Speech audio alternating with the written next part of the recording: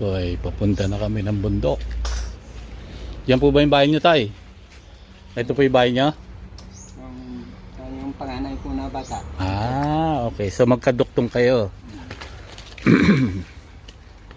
Labay. Ito po, tay, sa inyo pa rin to. Hindi.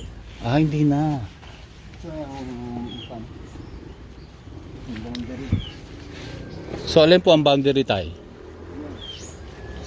Ah. Sabi niyo yung boundary. Ayan ang boundary. Yung dulo ng pader.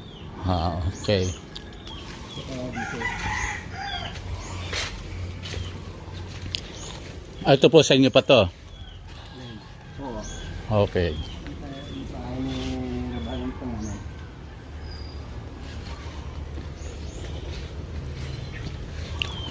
Ah. So dito hanggang bakod.